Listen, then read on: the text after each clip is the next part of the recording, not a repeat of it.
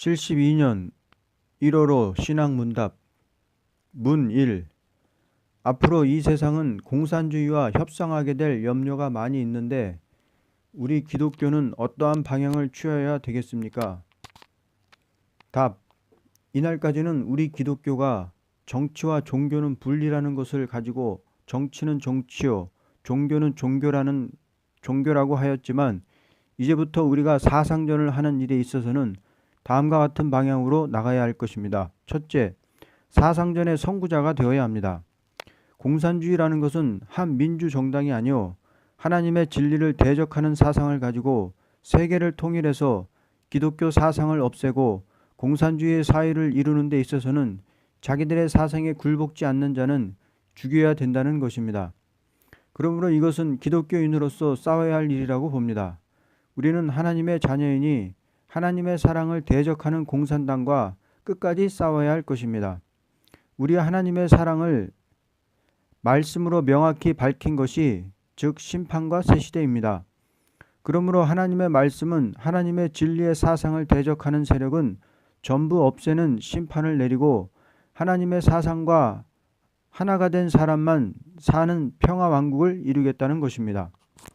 인류 종말이라는 것은 마귀의 사상과 하나님의 사상으로 대립이 되어 마귀의 사상을 따르는 자는 멸망을 당하고 하나님의 사상을 따르는 자는 하나님께서 도우심으로 완전 승리를 이루어 평화 왕국이 이루어지게 되는 것을 말합니다. 그러므로 우리는 아무리 세상 사람이 공산주의와 협상을 한다 하여도 하나님의 보호를 믿고 끝까지 사상적인 투쟁을 해야만 재앙의 날에 남은 자가 될 것입니다. 둘, 성경 본문주의로 나가야 합니다. 오늘의 거짓 선지들은 손에는 성경을 들었지만 입으로는 성경과 거리가 먼 학설을 말하고 있습니다. 이것은 신학이라는 간판을 가지고 공산주의와 협상을 하는 논리를 말하는 것입니다. 그러므로 하나님의 사랑이라는 간판을 가지고 공산주의와 타협을 한다는 것은 양의 옷을 입고 이리 마음을 품은 사람들입니다. 다시 말하면 하나님의 사랑이라는 옷을 입고 실제는 양떼를 죽이는 일을 한다는 것입니다. 하나님의 사랑이라는 것은 죄의 사상을 용납하는 것이 아닙니다. 당신의 백성을 살리기 위하여 아들을 죽게 하셨고 마귀를 없애기 위하여 재림하시는 것입니다. 그러므로 죄인을 위하여 대신 죽는 것도 죄와 싸우는 일이요 죄의 세력을 이 땅에 없애기 위하여 재림하는 것도 죄와 싸우는 일입니다. 십자가라는 것은 죄인들에게 죄가 없는 인격을 만들어 주는 것이요 심판이라는 것은 죄가 없는 사람만 남게 하고 죄인은 완전히 없앤다는 것입니다. 그러므로 죄의 사상을 가진 공산주의와 협상이라는 것은 성경을 대적하는 일이 됩니다. 성경은 죄와 싸워 이기라는 것이 목적인데 죄의 사상을 용납한다는 것은 자동적으로 하나님의 말씀을 짓밟고 나가는 미운 물건이 될 것입니다. 셋, 진리 사상으로 뭉쳐진 단체를 이루어야 합니다. 오늘날 교파라는 것은 진리 사상으로 뭉쳐진 단체가 아니요 교파에 얽매인 단체라고 봅니다. 교권이라는 것은 성신 떠난 교회의 지도자들이 만들어 놓은 것이요 진리의 사상이라는 것은 하나님과 의합된 사상인데 이 사상을 가진 자는 교파를 초월해서 한 단체를 이루게 되는 것은 어떤 규칙이나 도덕에서가 아니요 마음속에서 진리가 움직이는 불타는 양심 사상에서 일어나는 일이므로 진리 사상으로 뭉쳐진 단체가 공산주의를 이기고 새 시대를 정복하게 될 것입니다. 이 단체는 하나님 편이므로 하나님의 절대적인 보호가 같이 해서 영원한 평화 왕국을 이루게 됩니다. 문 2. 우리 백의 민족이 앞으로 어떻게 되어 살 길이 있게 된다는 것을 신앙 양심으로 말씀해 주시기 바랍니다. 답. 기독교 신앙 양심으로 성경을 가지고 말한다면 우리 민족의 살 길은 다음과 같습니다. 첫째, 하나님은 셈의 하나님이라고 창세기 9장 26절에 말씀하셨습니다. 하나님은 역사적으로 셈의 장막에 나타나셔서 말씀하실 때 인류 종말의 셈의 장막의 환란은 북방으로부터 하나님을 대적하는 악의 세력이 내려오므로 인간의 힘으로 도저히 어찌할 수 없이 된다고 하셨습니다. 그러므로 이때 하나님께서 나타나심으로 북방 세력은 없어지고 하나님의 자녀로 말미암아 새로운 시대가 올 것을 말씀했습니다. 오늘날 셈의 장막인 아시아가 북방 악의 세력에게 먹힘을 당하고 남은 땅조차 다 협상 국가가 될 우려가 보이고 있습니다. 지금 우리 백이 민족이 큰 위기를 만났다고 보는 것은 어느 나라보다도 반공심이 강한 사람인데 아시아가 협상으로 기울어진다면 우리나라에서 저질러 놓은 모든 문제는 큰 일이 아닐 수 없기 때문입니다. 그러나 성경으로 증거한다면 동방 땅끝 바닷가에서 여호와의 이름을 부르는 일이 있으므로 여호와께서 동방 땅끝에 나타나시게 되어 모든 세력이 그 역사 앞에 떨게 되므로 원수의 세력이 다 쓰러지게 되고 하나님을 자랑하는 일이 동방 땅끝에 있을 것을 분명히 말씀하셨으니 나는 하나님을 믿는 양심에서 담대히 말합니다. 우리나라가 하나님을 차지할 때는 지금이라고 봅니다. 우리나라에 하나님을 찾을 수 있는 조건이 나타났다고 봅니다. 첫째, 이날까지 숨었던 말세의 비밀이 우리나라에 나타난 일이요. 둘째, 멸공 승리의 새 노래가 우리나라에 나타난 일이요. 셋째, 새로운 권세 세임의 역사가 우리나라에 내리고 있는 일이요. 넷째, 멸공 진리의 말씀이 우리나라에 날마다 내리고 있는 일입니다. 이런 역사가 우리나라에서 시작된 것은 이 민족에게 소망이 되는 일이라고 봅니다. 이것이 너무나 놀라운 일이므로 모든 사람들은 아직까지 두고 보자는 상태에 있지만 동방의 말씀이 나타난 지 15년이 되는 오늘에 나타나는 열매를 볼 때 반드시 우리 민족의 살 길은 동방에 나타난 말세 비밀의 복음을 세계에 선포하여 강하게 일어서는 일입니다. 이렇게 되어 이 나라에 하나님의 특별한 보호의 역사가 같이하므로 하나님만 자랑할 수 있는 일이 나타나게 되어 어느 나라보다도 빛나는 나라가 된다는 것이 성경의 확실한 증거가 됩니다. 이사야 성경은 동방의 역사가 무엇인지를 분명히 가르친 말씀이요. 계시록은 동방에 나타난 역사가 무엇인지 분명히 보여준 천사의 지시입니다. 과거 역사를 본다면 이것보다도 작은 일이 나타났어도 그 민족의 살 길이 되었거든 하물며 이런 놀라운 일이 이 민족 위에 나타났는데 어찌해서 망할 수가 있겠습니까? 하나님이 망하면 우리 민족이 망할 것이고 하나님이 승리하면 우리 민족이 승리할 것입니다.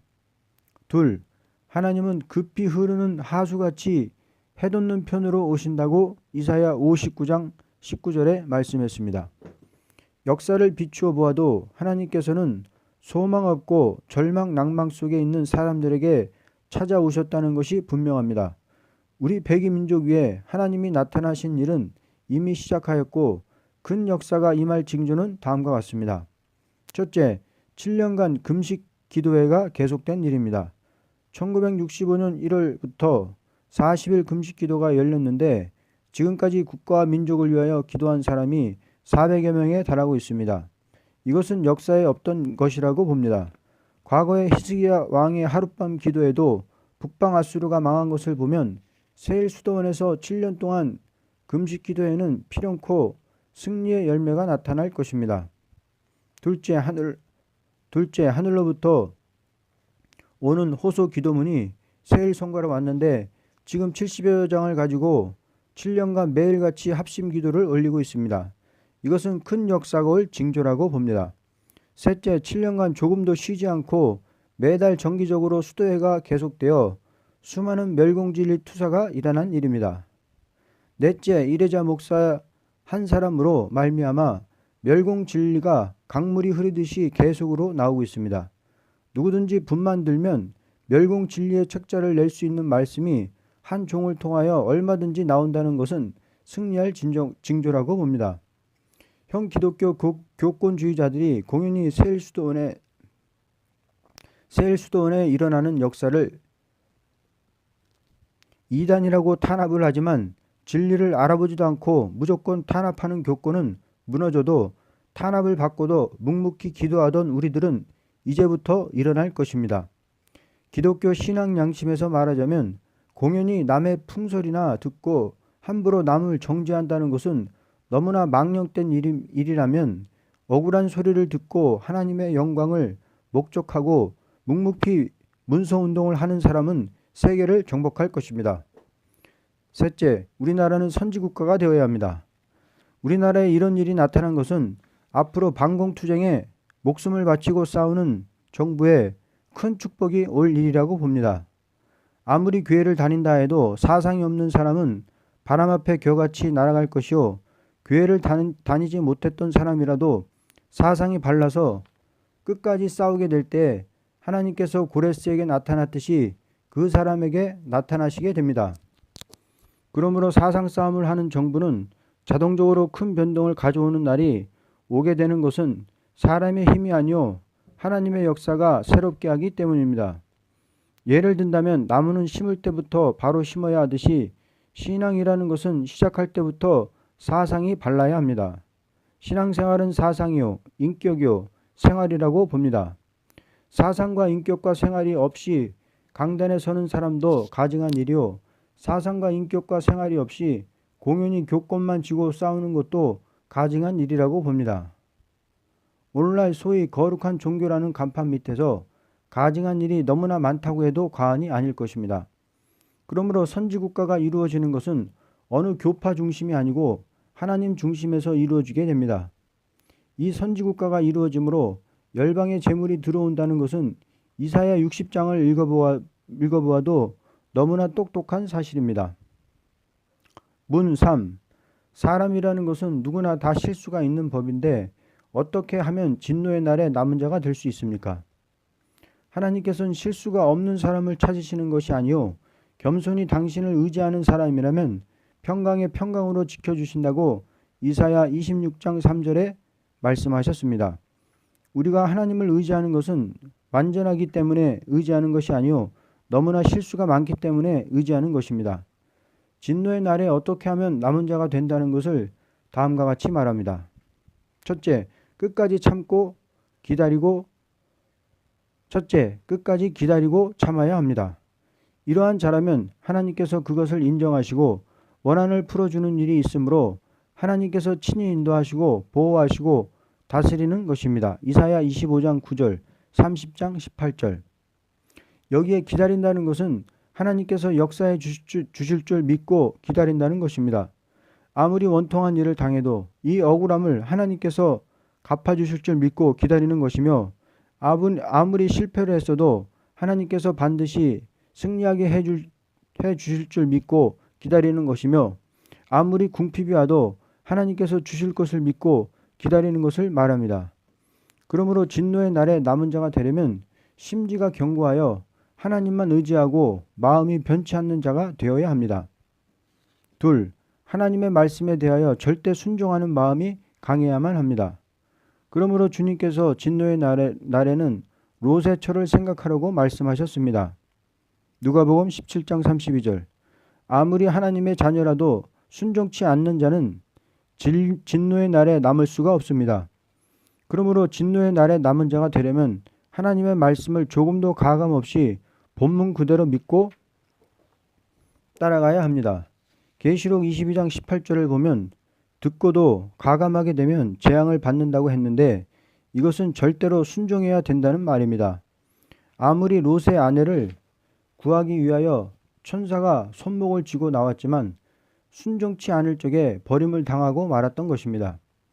예를 든다면 분노한 남편이 아내가 조금이라도 순종치 않는다면 사랑할 수 없고 큰 책망이 있는 것 같이 우리 신랑 예수님이 재림할 때에는 조금도 용서가 없을 때이니 아무리 주의 종이라도 불법이 있다면 도저히 용서할 수가 없다는 것입니다.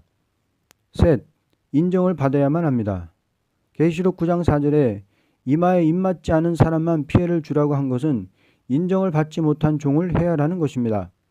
이 인이라는 것은 하나님의 인인데 맡은 일에 충성을 다하여 인정을 받은 종에게 오는 왕권의 인입니다. 부활 성도는 순교를 당한 자라야 되고 변화 성도는 아무런 어려움이 와도 목숨을 아끼지 않고 말씀을 증거하는 자라야 됩니다. 목숨을 바쳐서 말씀을 전하는 자라면 그 말씀대로 역사가 내릴 때 하나님의 인권 역사가 오므로 피해를 당하지 않는 것입니다. 그러므로 여호와만 바라보고 용기 있게 나가는 자라면 하나님께서 그 말씀대로 역사해 주심으로써 승리하게 됩니다.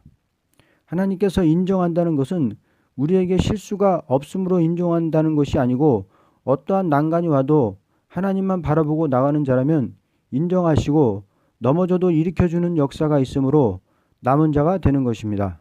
미가 7장 8절. 하나님께서 진노의 날에는 남은 자가 되도록 역사해 주신다는 말씀이 있으니 이것이 요한계시록에 보여준 비밀이며 선지서에 가르친 비밀입니다. 죄인을 부르는 날에는 모든 육체가 풀같이 쓰러지게 되었지만 진노의 날에는 당신을 바라보고 나가는 자라면 절대적인 보호가 있으므로 남은 자가 될 것입니다. 이사야 40장 10절에서 11절. 성신의 인이라는 것은 은혜 시대의 역사라면 하나님의 인이라는 것은 진노의 날에 하나님의 역사를 뜻합니다. 4.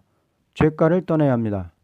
은혜 시대에는 중생을 목적하고 역사를 내리셨지만 진노의 날에는 심판의 영과 소멸의 영으로 시온의 딸들의 더러움을 씻기시며 예루살렘의 피를 그 중에서 정결케 하실 때가 됨이라고 하셨고 여호와께서 거하시는 온 시온산과 모든 지폐 위에 낮이면 구름과 연기 밤이면 화염의 빛을 만드시고 보호한다고 이사야 4장 4절에서 5절에 말씀했습니다. 하나님께서 은혜의 날보다 진노의 날이 올 때는 더 강하게 역사하셔서 사람의 몸까지 구원을 받도록 역사해 주신다는 것이 선지들에게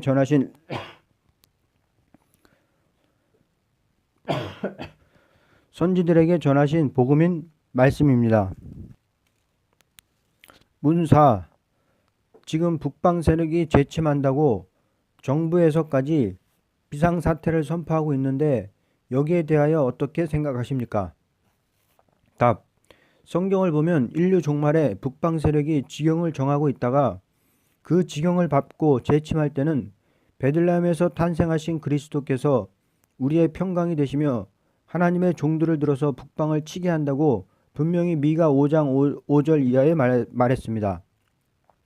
만일 공산당이 남침을 하는 일이 있게 될 때에 하나님의 역사가 일어나지 않는다면 안 될 이유가 다음과 같이 있습니다. 성경의 말씀이 응하지 않기 때문입니다.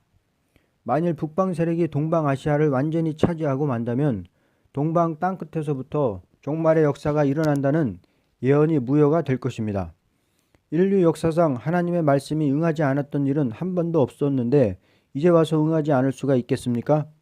하나님의 말씀대로 북방 세력이 일어나서 재침을 한다면 하나님의 말씀대로 하나님의 종들을 숲을 속에 사자같이 들었을 것은 사실입니다. 만일 근본에 전쟁이 일어날 때 하나님의 보호가 없다면 무엇보다도 참된 양심과 사상을 가진 사람들이 살 길이 없을 것입니다. 하나님께서는 분명히 살아계셔서 우리 머리 위에 이슬담비같이 역사를 내리시고 계시면서 참된 종들이 활동을 못하도록 하시겠습니까? 그러므로 나는 오늘도 하나님의 역사를 계속으로 받고 앉아있기 때문에 북방 무신론자는 반드시 망하게 될 것을 압니다. 북방 무신론 공산당은 하나님이 없다고 하지만 하나님께서는 지금도 계속으로 역사를 나리시고 계십니다. 그러므로 우리가 하나님의 역사로 북진하게 될 때에 철의 장막 속에 있는 백성들은 무신론 공산당에게 속았다는 사실을 알게 되므로 자동적으로 기만적인 정책을 쓰던 그 세력은 쓰러지게 되는 것입니다. 오늘의 전쟁은 사상전인데 하나님의 역사가 나타나게 되면 무신론 공산 사상이라는 것은 입을 열어 무엇이라고 말할 수가 없는 부끄러움을 당하게 될 것입니다. 그러므로 방공 연습을 하는 것보다도 하나님 앞에 합심 호소하는 성회를 열고 정치인이나 민간이나 다 하나님을 두려워하며 죄를 회개하는 일이 있어야 하겠습니다. 우리나라가 이렇게 어려운 가운데 들어가게 되는 것은 분명히 하나님을 찾을 때가 온 증거입니다. 동방 땅끝에 있는 사람들이 하나님께 호소할 때 응답이 내려서 북방이 망하고 새 시대가 온다는 것은 어느 선지나 하나같이 묵시를 받은 인간 종말의 경고입니다. 그러므로 우리는 북방을 두려워하지 말고 하나님을 두려워하는 마음으로 단결할 때 하나님의 보호가 같이 하게 됩니다.